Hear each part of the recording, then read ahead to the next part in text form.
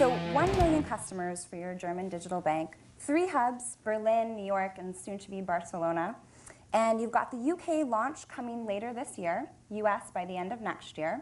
Plus you're managing, 430 employees with maybe 20 extra people every month. And you've got plans for this IPO coming up in 3 to 5 years, and some big backers as well, Allianz, Tencent. So that's a really, really large list. So I think the first question is really just, how are you? And how are you managing through all of those things at this point in your life? So I think, first of all, thank you very much for having me here, giving me the opportunity, and thanks for coming to the event. I think it has been a great journey over the last years. So I've founded the company together with my co-founder, Max, literally 5 years ago, or 5.5 years ago, on our living room couch. Right. Just canceled my job. I quit my job before and said, okay, we want to take the risk to be an entrepreneur, take the opportunity. At that time, not many people talked about, I would say, FinTech. It was early days for Square in the US and Stripe, but there were basically the companies out there. And I think since then, I think we've done a tremendous development of the company. Obviously, my role has changed completely from being a two-people startup to now having 450 people, growing to more than 600 by the end of the year. Now having offices on different locations around the globe. So that has definitely been a very interesting ride for myself.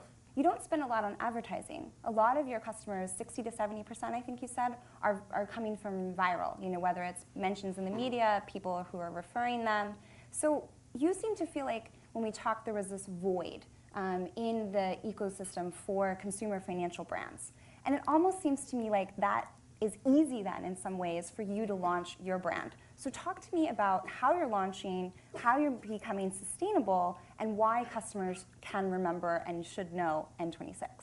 So I think if you look at the product that we are doing, but also other consumer brands that have recently been created, like if you look at Spotify, if you look at Netflix, I think all of them are based on a really strong product that resonates with their target group.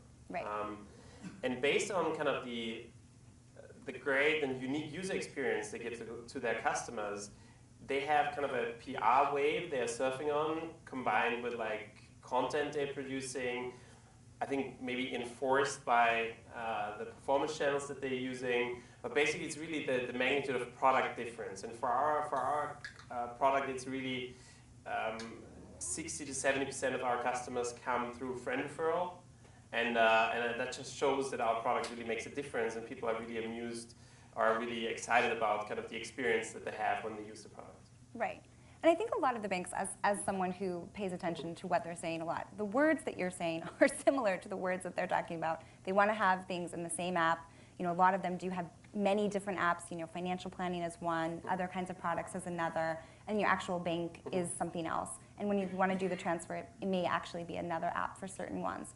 But what I find really interesting, even though you're using the same language, a lot of the big banks, when they come out with some new product, like Wells Fargo, we talked about earlier, Control Tower, they have a whole press release for this innovation. They consider that an innovation. But your product already has that streamlined in it from the get-go. So how do you, when you have these customers, what do they actually react to at the very outset? Is it that app? Is it your design? You mentioned also the pricing is better. So one thing, only pick one. So I think it's really the digital experience.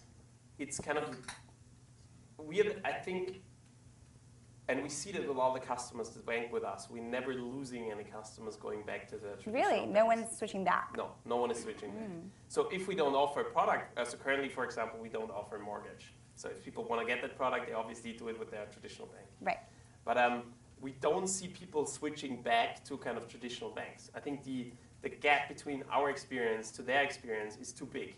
And it's very hard, but everyone knows, and you can see that in different things that you do on a smartphone, there's a big difference between an app that is done in a great way and an app that has basically the same purpose, but it's done in a shitty user experience way. Right. And I think, and that's especially true if the complexity of the problem is bigger. So if you think banking is quite a complex surrounding. So I think usability is really the one thing where we are completely different than traditional banks. And that's kind of how you're measuring your success, part, of course, from number of customers, but actually people who are not switching back once they come to you. Yeah, I think that's definitely always a very strong sign, how strong your cohorts are actually involving. So are people that we started the product or launched the product 3.5 years ago, and if you look at the oldest cohorts, they're much more active than they have been in the beginning, and they're all still there. Right. So I think that answers, for me anyway, what differentiates you from the bigger banks. But there are other digital banks out there. I mean, I understand in Europe you've got Monzo, Revolut. Here in the US, I mean, we have Aspiration, and also, even big banks like Capital One is largely online. So how do you differentiate from even the digital banks that are offered? So I think N26 has been on the forefront of being that digital bank in Europe. I think in Europe, the movement has been a little bit, I would say, further progressed. I think if you look at the ones you mentioned or others in the US, they've just recently been kind of starting or getting financing in. I think we have always been standing for the most creative player in that area with the best user experience. And I think that's kind of our big differentiation, but it's also not a market where the winner takes it all. So I think if you look at Germany alone, there are more than 100 million current accounts. Right. So currently we have 1 million customers. So there's still a lot of upside. I think in the end, it's not about other challenges that are on the market. Where it's even good, I think that you push yourself in terms of being faster and orientating on the others that are out there and how fast they're growing and you're growing, and kind of that's kind of a competition that is healthy, I think.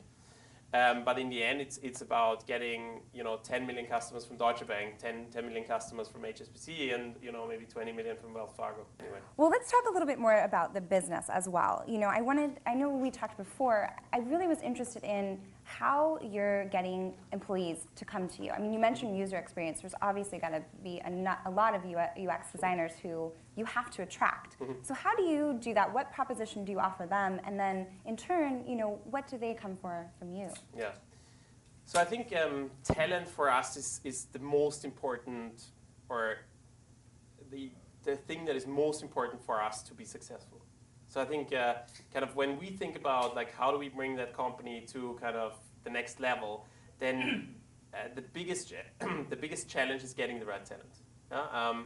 So we have a couple of strategies that we're following there. I think obviously we've just recently announced, I think last week announced that we opened an office in Barcelona. Right. So that's going to be our second office in Europe that is a bigger office hosting technology and product. So we have about 450 people now in Europe, 10 people in New York, and we're going to have, I think until the end of the year, maybe 100 to 200 people in Barcelona. So that's, I think, the question is how do you get a global employer? And how do you get one of the best global employers? So to be that. Yeah. So you attract them from being the best. To attract people. And if I look at Berlin, we're actually relocating 90% of the talent. So we're not sourcing locally. And if you realize that, then it's not about kind of how mature the market is where you are or where you open your office. It's more about where do people want to live. And I think Berlin is one of the greatest cities in Europe to live in, and with a great, very international city, a great living quality. And a contrast to Berlin is like Barcelona. Barcelona is on the sea. It's one of the top 10 cities to live in around the world as well.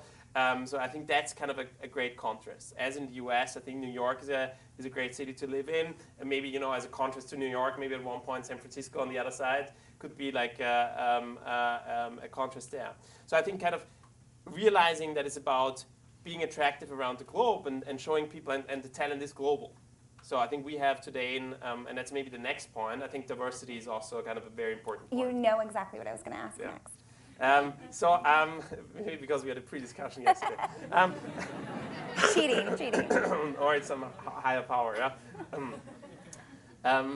But I think if you think about what is important, and I think we're living that in Berlin really is kind of the diversities. And diversities for me, obviously, one thing is different nationalities. So in Berlin, in our team of the 450 people, we have about 46 different nationalities, which is, I think, pretty impressive, at least to myself. The other thing is obviously diversity of gender. Yeah? Right. There we're a little bit weaker than I would say on the nationality side. But I figured out in the meantime, I did a little bit more research on our own team. So we are around 36% of women that we have in our working with us. Of the company is 36% whole women. company. But I think it's in general a question, a topic that the whole industry needs to work on. I think it's really tough to get kind of more diverse talent, like attracted also to N26. And we take a couple of different initiatives. Yeah? And I think first thing, why is diversity so important? Because we know that products that come from diverse teams are better. Yeah? And so I think that's why kind of we need diverse teams. What do we do for it, especially if it comes to gender? I mean, we don't lower the bar for kind of like more qualifications. Yeah, so we don't do the qualifications. But what you can obviously do is you can put more effort in to get more people into the funnel.